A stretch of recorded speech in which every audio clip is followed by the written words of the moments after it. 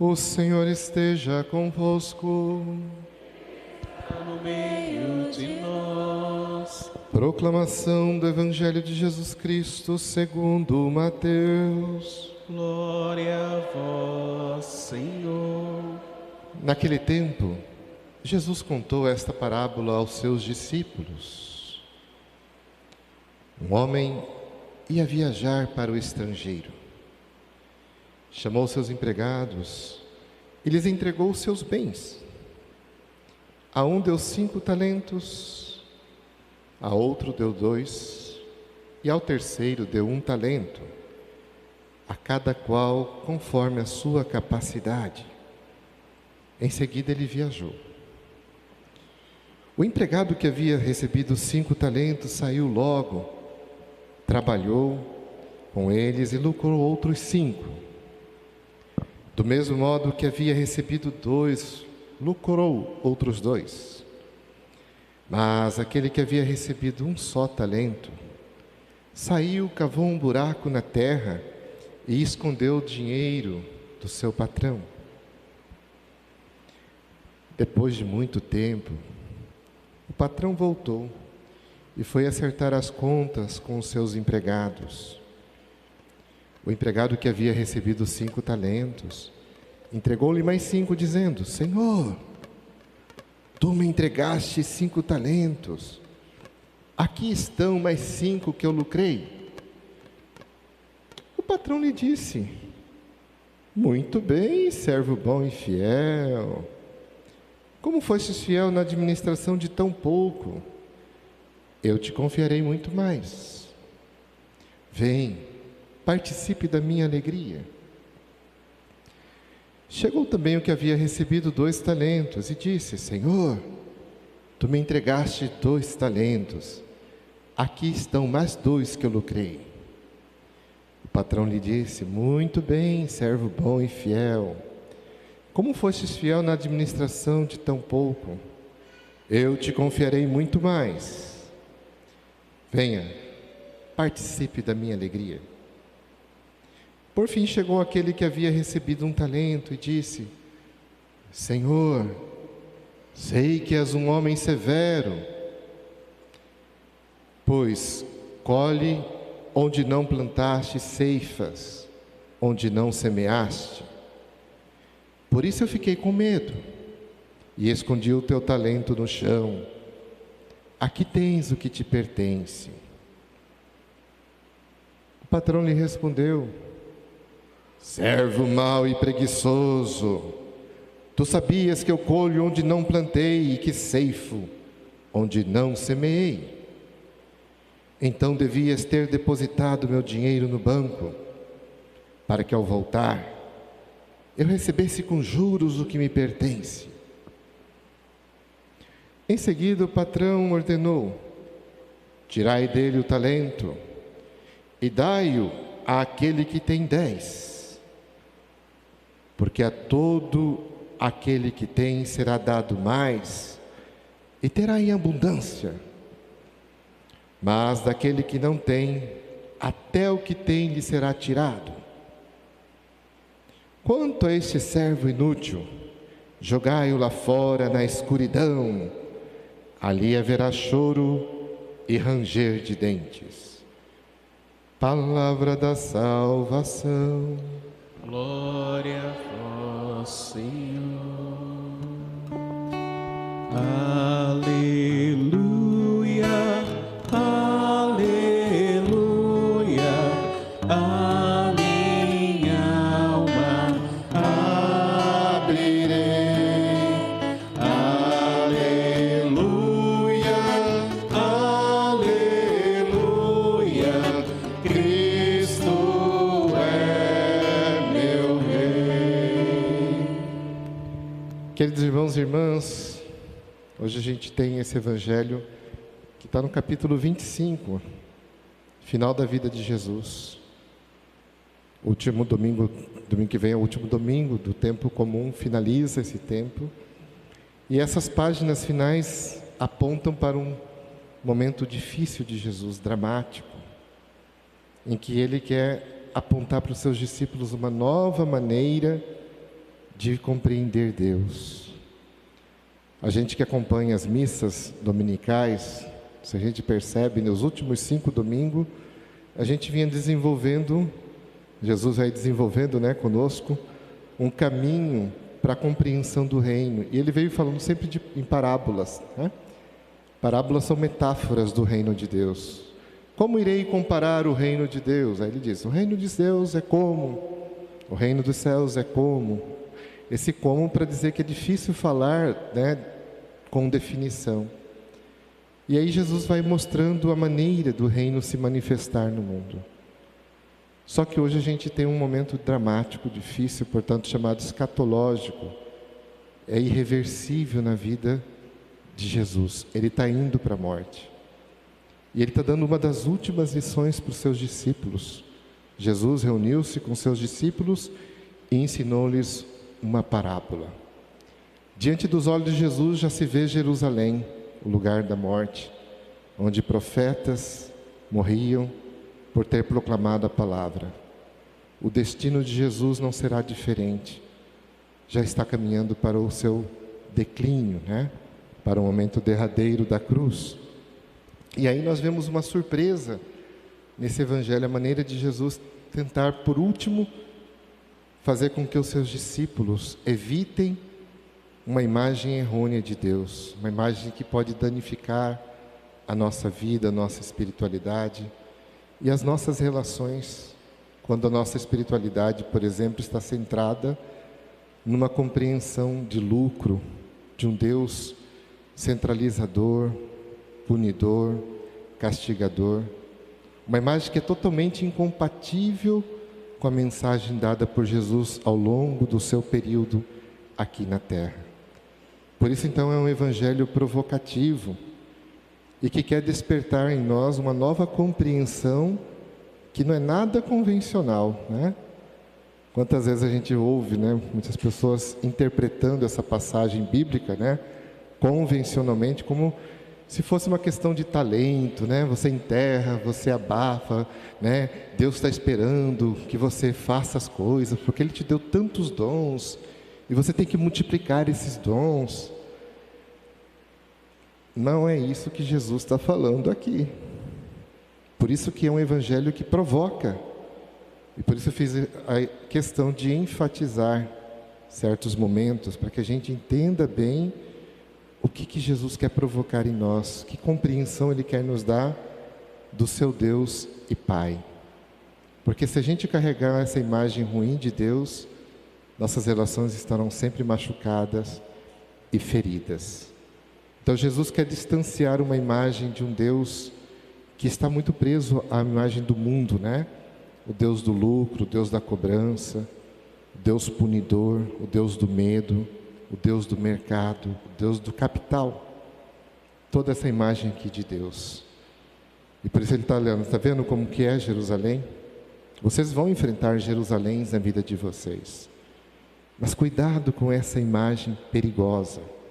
São Tomás de Aquino sempre fala para a gente que a gente tem que ter os 4 níveis de leitura, O literal, o moral, o anagógico e, por fim, ele chama do espiritual. Para que alcancemos o espiritual, é preciso que a gente saia de uma leitura literal e moralista, porque muitas vezes a gente coloca esse evangelho mais no campo de uma moralização das pessoas e acaba perdendo a riqueza do ensinamento de Jesus, que é muito bonito, que é muito profundo, porque coloca em choque nossa compreensão de nós mesmos.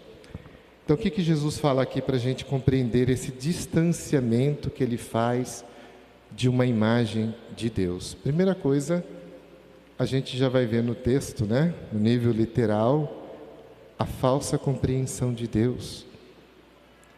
Se a gente pegar todas as passagens de Jesus, a gente vê Jesus falando sempre o quê? Os últimos serão os primeiros. Quem quiser ser o primeiro, seja o último. Quem quiser ser o maior, seja o menor. Quem quiser ser melhor, ponha-se a servir a todos. Depois ele fala de si: eis que o Filho do Homem não veio ao mundo para ser servido, mas para servir, isto é, dar a própria vida. Num certo momento, dialogando com seus discípulos, Jesus vai falar o que para eles? Olha, estão brigando lá, né? João, Tiago estão pedindo: Jesus, eu quero sentar à tua direita, eu quero sentar à tua esquerda. E os 10 que não pediram nada estavam com ciúme, né? Com inveja. Eles estão pedindo coisa, né? E Jesus vê que a comunidade dele ali, né? O grupo dele está meio complicado, né? Inveja, ganância, ambição. E aí ele diz: olha só, gente, os poderosos da terra destroem, os grandes oprimem. Entre vós não deve ser assim. A comunidade cristã deve ser um sinal de esperança, de luz, de graça. O mundo funciona assim, cobrando, tiranizando e destruindo. Se vocês compreenderam essa mensagem central, que está o tempo todo sendo pregado por Jesus, né?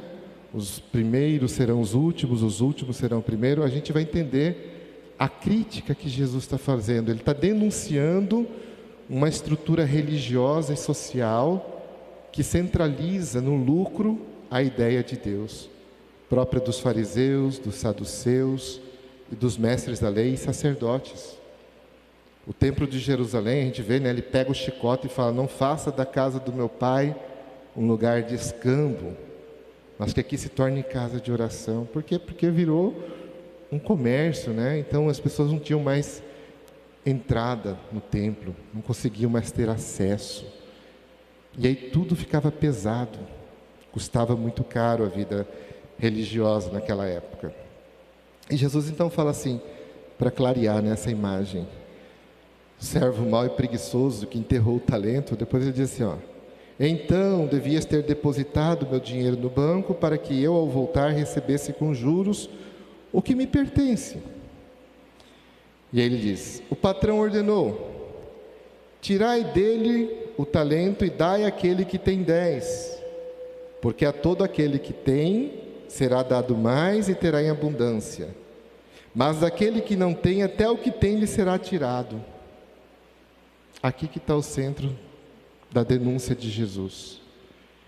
Esse não corresponde nunca ao Deus de Israel, ao Deus de nosso Senhor, ao Deus de Jesus Cristo.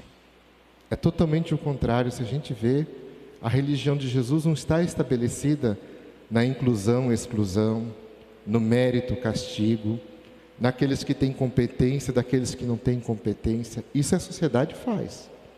É próprio da sociedade isso. Mas a construção do reino, se a gente percebe a vida de Jesus, era estar do lado de quem? Dos excluídos, dos marginalizados, dos pobres. Jesus não estava curando aqueles que estavam nos palácios. Ele sempre estava do lado daqueles que estavam abandonados, esquecidos, leprosos, prostitutas. Hoje diríamos os homossexuais, os excluídos da nossa sociedade. Era lá o lugar onde Jesus estava e sempre esteve. E por isso então essa imagem aqui serve para o Deus da época. Não sei se vocês lembram. Jesus contrapõe um Deus que ele prega de um outro Deus que ele chama de Mamona. Mamona é dinheiro. E ele diz: não dá para servir a Deus e ao dinheiro.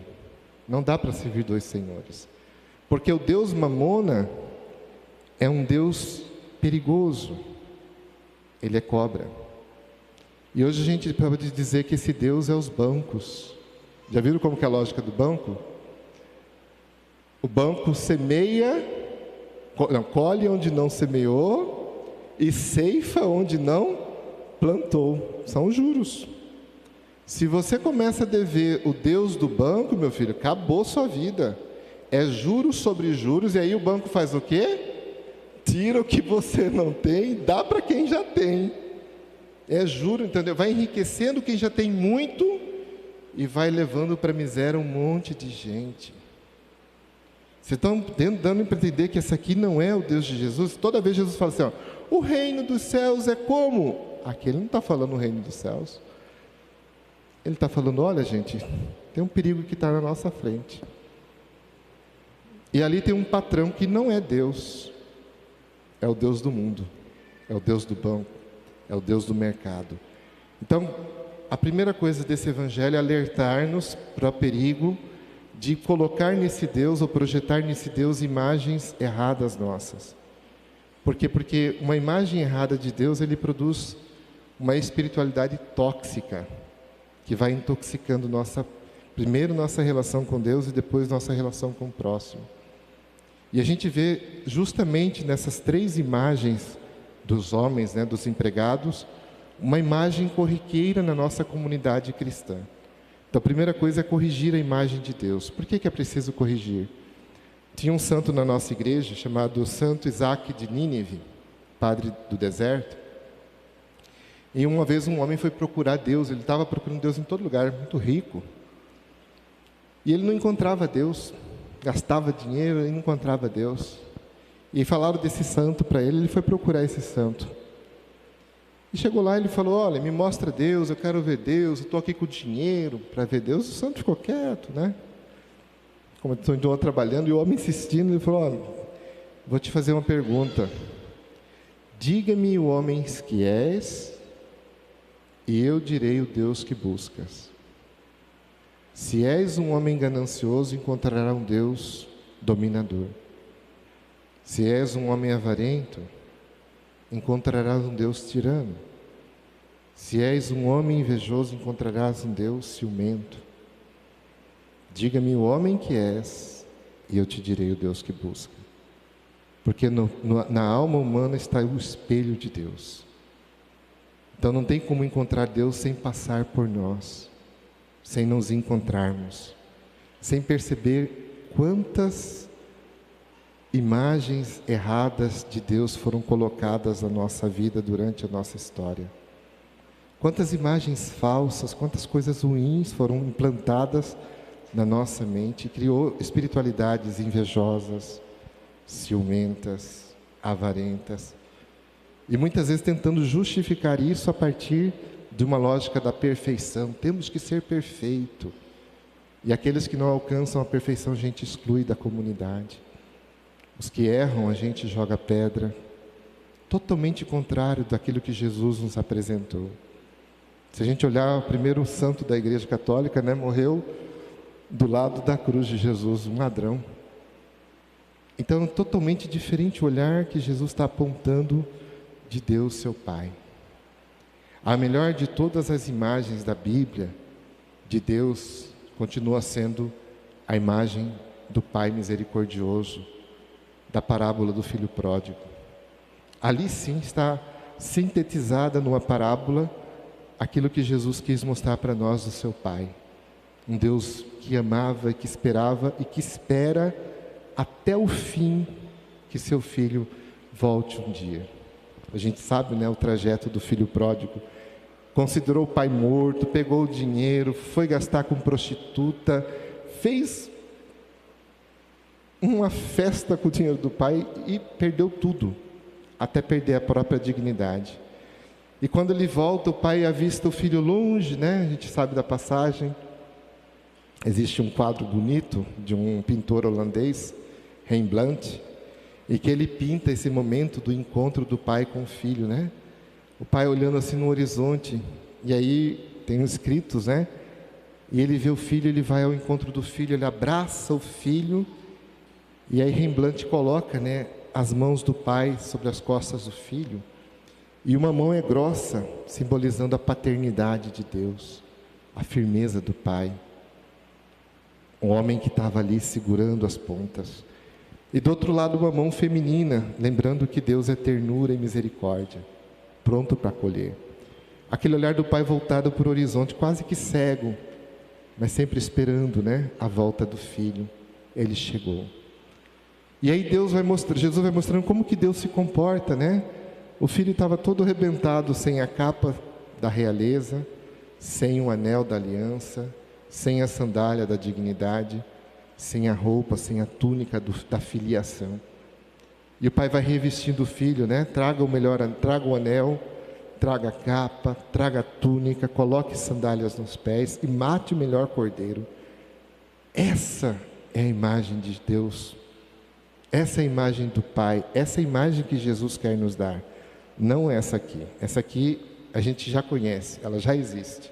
Ela está atuando na nossa mente, na nossa psique. Ela estraga muitas vezes a nossa forma de viver. Como eu disse anteriormente, ela intoxica nossas relações quando ela está voltada para a mentalidade do lucro, do mérito.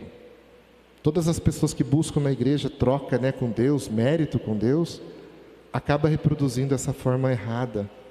Quantas vezes a gente ouve pessoas que vêm, Padre, eu rezei tanto, eu queria isso, eu pedi isso, e quando vem uma coisa ruim na vida da gente, ou a gente não consegue aquilo que queria, a decepção com Deus, a raiva de Deus, a vingança, olha o perigo que está aí.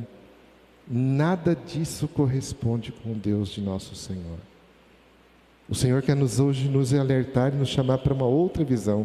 Por isso Ele também deu a imagem dos 3 empregados. Os 2 primeiros, são aqueles que vão lucrar mais, mas simbolizando o que aqui? O Deus do mérito. Para eu falar desses 3 símbolos, me permitam citar aqui uma frase de Santa Teresa de Ávila. Santa Teresa vivia muitos dramas, e no seu diário uma vez ela citou que uma pessoa perguntou por que ela estava fazendo tanta obra, se esse fazer obra não faria ela perder-se no caminho dela. E Teresa é muito autorreflexiva. É bom quando as pessoas são autorreflexivas, Elas pensam, elas discernem, elas amadurecem. E Teresa começa a se perguntar no seu dinheiro, por que eu faço? E aí ela fala, faço por amor. Então, por que eu faço isso, Senhor? E ela vai responder, amo-te, porque isso me faz feliz. Amo-te por te amar.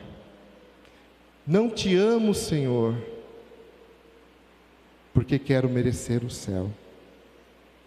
Nem busco te amar porque tenho medo de ir para o inferno.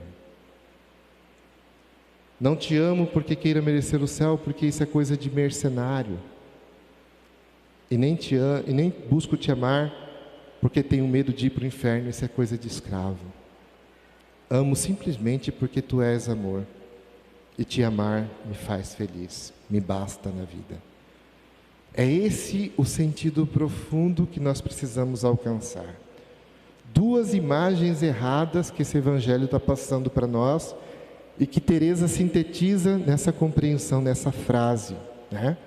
Primeiro, os 2 simbolizam os cristãos ou as pessoas que no mundo labutam a partir da mentalidade do mérito. E aí a gente sabe o que é o capitalismo, Eu subo derrubando alguém. Eu subo puxando o tapete. Eu subo machucando. Não estou falando da gente do dia a dia, gente? Mas isso acontece. Isso se reflete na nossa vida. Eu lembro que quando eu era seminarista, uma vez um padre falou assim, por amor à igreja, fale o que o seu irmão está fazendo. Olha o perigo, depois a gente vai ver como está na nossa sociedade. Eu ficava assim, por amor à igreja. Jesus falava bem assim, quando o teu irmão errar, chame ele em particular, corrija ele com amor, ajude-o. Se ele não te ouvir, aí você pode chamar o superior. Mas antes de chamar o superior, porque quando a gente vai no superior, a gente já tem uma má intenção de derrubar o outro. Então veja, quando esse padre falava isso, vinha aquela coisa, será que isso é o certo? E a gente vê isso nas nossas empresas, às vezes, na sociedade, onde a gente trabalha, A gente vê o amigo falhando, a gente não vê de falar, fulano, faz direito, vamos aqui, eu vou te ajudar, vai por aqui, isso aí não vai dar certo. Mas quando a gente quer o cargo dele, quando a gente quer o lugar dele, o que a gente faz? Muitas pessoas fazem. Vai direto no patrão, no chefe, denuncia o outro, aí tira o outro, e a gente sente aquele ar, Muitas vezes a mentalidade do lucro, gente, traz por trás uma sociedade controladora, perfeccionista, maldosa, perversa, perigosa para vivermos a nossa espiritualidade. A outra imagem é a imagem do medo. Quantas vezes colocam-se na cabeça do povo medo de Deus, né? Um Deus punidor, um Deus ruim, um Deus bravo. E que vai amedrontando tanto as pessoas que elas perdem o seu modo de rezar direito. E elas vão enterrando de fato seus talentos. Por causa de uma compreensão ruim e errada de nosso Deus. A mentalidade de escravos. Quantas pessoas vêm na igreja com medo de algo? Temos que superar isso. Não é para não deixar de vir na igreja, mas é para superar. E aí eu queria finalizar com uma história uma intuição de um grande autor do nosso século, né? O padre Henry Nouwen, que foi um professor nos Estados Unidos, muito famoso, escrevia espiritualidade. E esse padre chamado Henry Nouwen escreveu um livro chamado Pobres Palhaços de Roma. Ele estava falando dos padres, né? Os padres gritavam, fogo, fogo, fogo, e o povo ria, né? Palhaços, né? E os padres, pô, tá pegando fogo, Roma, né? E o povo, ha, ha, ha, ha, ha. Ele queria dizer assim, que muitas vezes a gente está falando coisa tão séria, né? Tão importante, né? A miséria está crescendo, a pobreza está aumentando, a ganância está crescendo nas pessoas, e todo mundo ri dos padres. Para que falar de pobre? Para que falar de miséria? E aí começa a ironizar. Então o padre Henry Nouwen vai falar justamente dessa má interpretação de Deus, essa má compreensão que vai danificando nossas relações e que a gente precisa pouco a pouco superar isso. E superar isso então implica uma espiritualidade que renove nosso modo de ver a Deus. A gente reza conforme a gente crê. E se a forma de a gente crer está errada, nossa forma de rezar e viver também estará errada. E o Padre Nouwen, então, ele vai colocar em nós a dimensão da gratuidade. E essa é a beleza do livro. Ele diz que nós vivemos, sobretudo na Europa, onde avançou demais o ateísmo, ele diz, nós ainda temos um único espaço nesse mundo onde se respira a gratuidade, a gratidão, a lógica do Deus de Jesus Cristo. De graça recebestes, de graça deveis dar. O Deus de Jesus é o Deus do dom, da vida, da alegria, da bondade. O Deus onde a gente fala com franqueza, sem amarra e sem máscara. O Deus onde a gente sente a vontade e a alegria de servir no voluntariado, né? Onde a gente não tem que ter troca, onde a gente não busca recompensa, onde a gente vive somente aquilo que podemos ser de melhor, a gratidão. Então ele diz, ainda há esperança onde existe uma paróquia, onde existe uma comunidade cristã, onde as pessoas ali não sentem-se cobrados para ser ou não ser, para ser isso ou ser aquilo, onde elas serão julgadas pelo que ela veste, onde elas serão julgadas pelo que ela fala. Então veja que nossas comunidades cristãs, para entender esse evangelho, temos que desintoxicar um pouco a gente. Ah, vou fazer um trabalho voluntário. Para que eu vou lá na igreja? Não vou ganhar nada, não vou receber nada. Então ainda não estamos na lógica do Senhor Jesus. Esse evangelho aqui hoje é para nos inspirar a permitir que nossas comunidades cristãs continuem sendo um lugar, um oásis no meio desse deserto. Um lugar onde a gratidão, a gratuidade, a doação recupere em nós o nosso essencial. Dinheiro não é tudo, mas a nossa essência, quando é danificada, destrói tudo aquilo que temos de melhor. Vamos pedir para o Senhor da vida, né? Que nos deu o dom da Eucaristia. A palavra Eucaristia vem do grego, ação de graças, de viver mesmo a vida como gratidão, como alegria, como capacidade de dizer todo dia, obrigado, Senhor. Eu não tenho como pagar o que o Senhor me deu. E tanto que o Senhor me deu, eu transformo isso na doação da minha vida, na entrega, no serviço de uma catequese, na limpeza de uma comunidade, nisso que ninguém vai ver, mas que você exercita o seu melhor, o que você tem de mais profundo, a sua essência. Se descobrirmos isso, encontraremos o Deus de Jesus Cristo. E vamos superar essas imagens ruins que está implantada na nossa cabeça, na nossa sociedade como geral. Então vamos fazer da nossa paróquia, né, um lugar da misericórdia, do perdão e do serviço. Hoje pela manhã o Papa Francisco falou de forma muito profunda, né, que o centro do Evangelho continuará sendo uma mensagem que não centra-se no lucro, mas no pobre. Pobre é o centro da palavra de Deus. É para eles que Jesus veio. O pobre lembra-nos quem somos. Somos pó, somos miséria. Não somos maior do que ninguém. O pobre é sacramento do amor de Deus. Quando o mendigo me pede alguma coisa, eu não posso esperar nada em troca dele. Ali eu redescubro a minha miséria, a minha condição e digo, toma. Às vezes até sei que ele vai beber uma pinga, não importa, é meu irmão. Está me lembrando da minha condição. E se ele está lá fora ruim, como tantas crianças estão passando fome, é porque nossa sociedade tem um Deus muito perverso e ruim, que cobra e mata, enriquece poucos e empobrece muitos. Esse nunca será o nosso Deus. No cristianismo ainda deve pulsar o centro do seu evangelho, a gratidão, a alegria do amor. Nós sabemos que nossa paróquia foi fundada, graças a Deus, né, pela doação de missionários que vieram da Itália e que construíram 38 comunidades aqui, fizeram muito e depois deixaram uma missão para nós, que a gente não deixe essa comunidade morrer.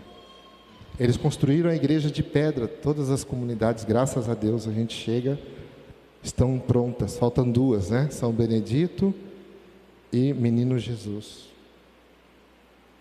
Nosso sonho é completar isso que os italianos começaram. Eles traziam muito dinheiro de fora e eram generosos. O meu desafio é, será que nesse período que eu vou ficar aqui, a gente consegue construir pelo menos 2 igrejas para dizer, valeu a pena, os italianos. Nós aprendemos com vocês que vale a pena ser generosos. Hoje, se estamos nessa igreja, foi porque vocês doaram muito de vocês. Será que nós conseguimos nos desafiar nesse dia mundial do pobre, né? O Papa instituiu esse dia de hoje como o dia do pobre. Será que nós conseguiremos superar nossas barreiras de egoísmo, né? De lucro, para sermos uma comunidade solidária, capaz de ajudar a nossa igreja a melhorar? São desafios que a gente tem que ter à frente. 2 comunidades que não estão construídas é uma vergonha para nós. É sinal que a gente ainda não consegue entender o sentido da doação. Eles doaram a vida com amor. Vamos honrar a memória do Padre Luiz, que foi um santo, que doou a vida, que entregou-se, que fez muito por vocês. Hoje está no céu, mas ele quer se alegrar se a gente continuar essa obra. Vamos alegrar com o Padre Carlos, que fez projetos bonitos, né, na comunidade de São Mateus. E vamos fazer o nosso pouco.